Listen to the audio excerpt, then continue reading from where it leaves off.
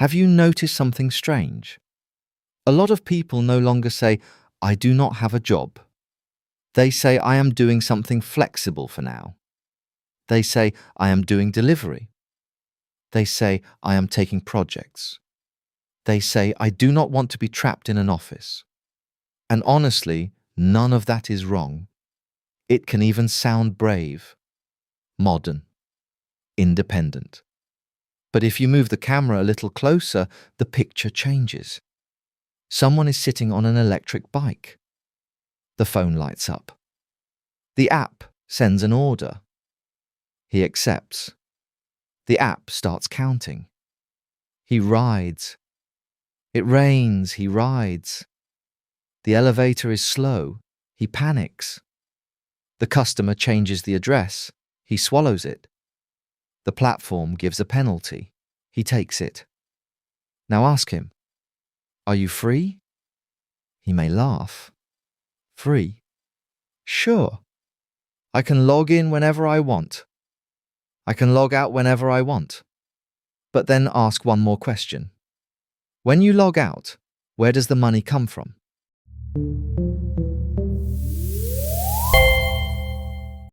That is the case we are investigating today. Flexible work. It sounds light, like a jacket you can throw over your shoulders. But inside that jacket, there is a heavy question. If a person does not have a stable position anymore, what exactly is he? China used to have an old phrase for this. Waiting for work, youth. It sounds dusty now, like a phrase that fell out of an old newspaper. But at the time, it was not light at all. Move the camera back to 1979. Large numbers of sent-down youth were returning to the cities. Many came back. But the cities did not have enough jobs waiting for them. According to China's official statistics, in 1979, the accumulated number of urban people waiting for work reached 15 million. The number registered with labor departments as urban unemployed was 5.68 million. Just picture one young person coming back to the city.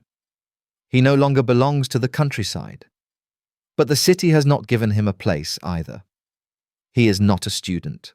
He is not a factory worker. He is not a cadre. He is stuck in the middle. That was the weight of waiting for work. It did not mean sitting around because you were lazy. It meant the Times had told you, wait first. But a person still has to eat while waiting, still has to think about marriage, still has to face his parents, still has to answer the question from the neighbor that hurts the most. So what exactly are you doing now?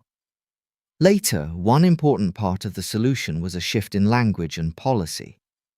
Do not only wait for the state to assign a job. Find your own work. Become self-employed. Run a stall. Open a small business. Enter the service sector. These words began to rise. And yes, they really did become a way out for many people. Many lives restarted from there. But there is another side. When there are not enough seats, society often invents a new word. The new word makes the problem sound less painful. Waiting for work sounds temporary. Self-employment sounds active. Flexible work sounds even better. It sounds like a person has finally escaped the office. But the real question is simple. Did this person become freer? Or did he just move from a system that gave him a chair to a street where he must find a place to stand? Today's flexible work is not the same as 1979. Back then, young people were waiting for urban jobs. Today, platforms, phones, algorithms, and order systems break work into tiny pieces. But one question feels strangely familiar. Formal jobs are less certain. Young people cannot find a clear entrance. Companies do not always want to carry the full responsibility of employment. So many people get pushed into a middle state. Not exactly unemployed. Not exactly employed. Working, but not really held by anything.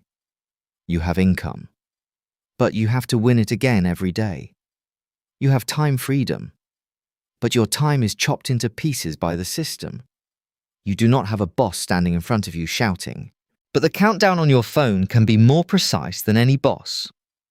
That is the trick of flexible work. It can package the absence of a stable position as personal freedom. But freedom cannot only mean, can I log out? It also has to mean, if I log out, does my life collapse? In 2021, China's National Development and Reform Commission wrote that the country had already reached 200 million flexible workers. The same article also said many workers in new forms of employment had not signed labour contracts with the organisations they worked through, and that labour relationships were hard to identify directly. That sentence matters. Because once the labour relationship becomes unclear, everything behind it starts to blur. If you get injured, who is responsible? Who pays social insurance? If you lose work, are you unemployed? If you get sick, who carries the cost? If your account is blocked, were you fired? If the algorithm changes the pay per order, is that a pay cut? So the problem is not whether a person can take orders. The problem is this. When something goes wrong, whose person is he? That is the real case. Flexible work is not no work. The dangerous part is that it separates work from protection. The work is on your body. The risk is also on your body. But the protection may not follow you. In the old workplace, a job came as a package. Wages, social insurance, work injury protection, schedules, co-workers, a department. Of course, that package could be suffocating, rigid, annoying. It could make people feel trapped. But at least many risks were packed together. The platform age takes that package apart. You want income? Fine. Log in. Take the order. Run. But you want stability? Figure it out yourself. You want retirement protection? Figure it out yourself. You want medical security? Figure it out yourself. You want injury protection? The system is still catching up. That is risk transfer. It is not that nobody gives you work. It is that they give you the work and they give you the consequences too. In 2024, China's Supreme People's Court released its first group of guiding cases on labour disputes in new forms of employment. Those cases kept circling around one question. Is this a labour relationship or not? If it is a labour relationship, the worker has a whole set of legal rights. If it is not, many things have to be negotiated all over again. The court said that when deciding this kind of relationship, you have to look at whether working time and workload can be decided independently. You have to look at whether the work process is managed or controlled. You have to look at whether the worker must follow work rules, algorithm rules, labour discipline, and reward or punishment systems. You also have to look at whether the worker can decide or change the transaction price. Once you put those questions on the table, a lot of freedom stops looking so free. The platform may say, you are free. The worker may say, then why do I feel managed? You seem free to accept orders. But dispatch rules affect you. Ratings affect you. Late penalties affect you. Route planning affects you. Account weight affects you. So a very subtle thing appears. In name, you are free. In operation, you are managed. In responsibility, you are on your own.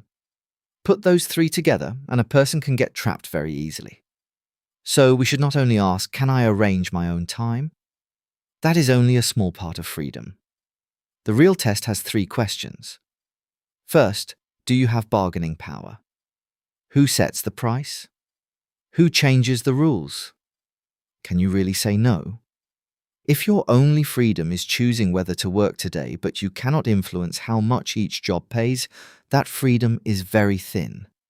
Second, do you have protection? What happens after an accident? What happens after illness? What happens when you get older? What happens in the slow season? If the answer is always carry it yourself, then this is not simply freedom. It is a transfer of life risk. Third, do you have an upward path? Today you deliver orders. Tomorrow you deliver orders. This year you take projects. Next year you take projects. Are you building skill? Or are you only spending your body? That is the sharpest test. Some flexible work really can be a road. You use it as a transition. You use it to buy time. You use it to meet customers. You use it to build a portfolio.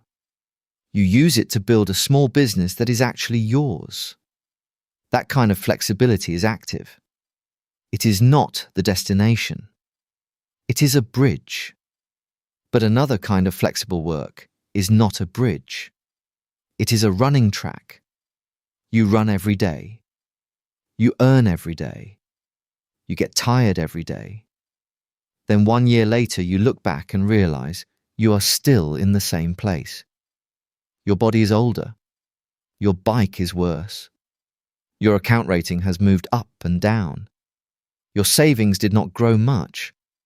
Your skills did not grow outward. That kind of flexibility is not freedom.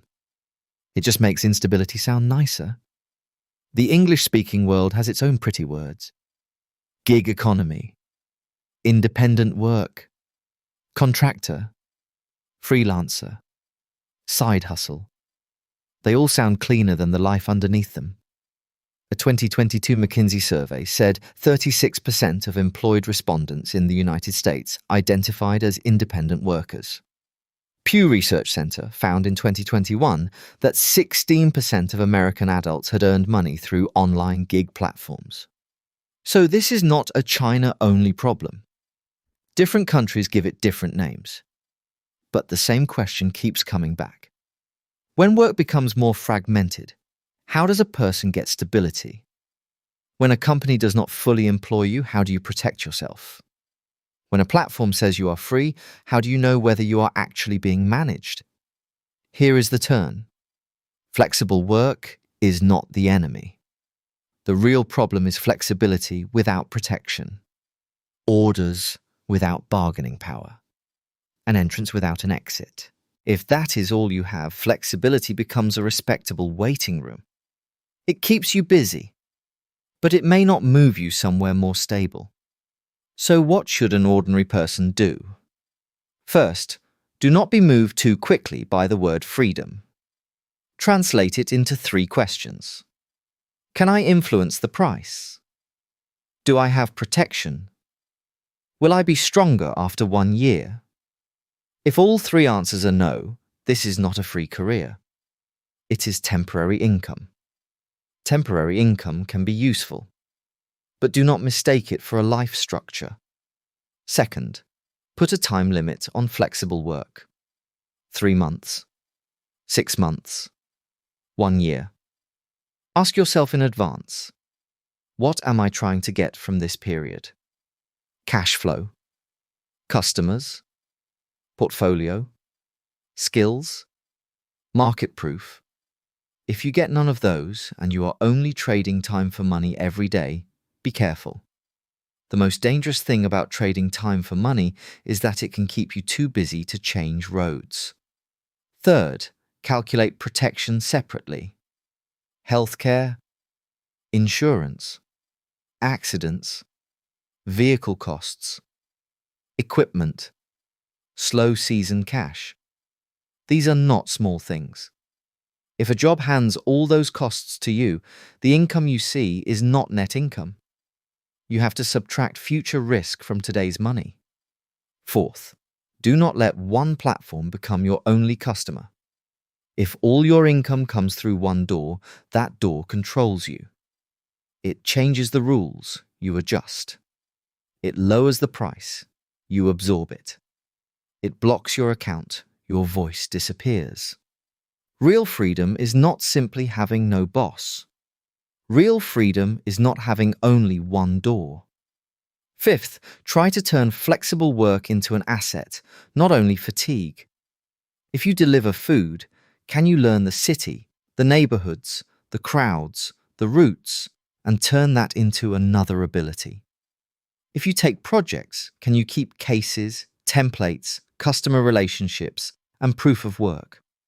If you run a side hustle, can you slowly turn it from one-time labor into a reusable system? This is not motivational talk. This is accounting.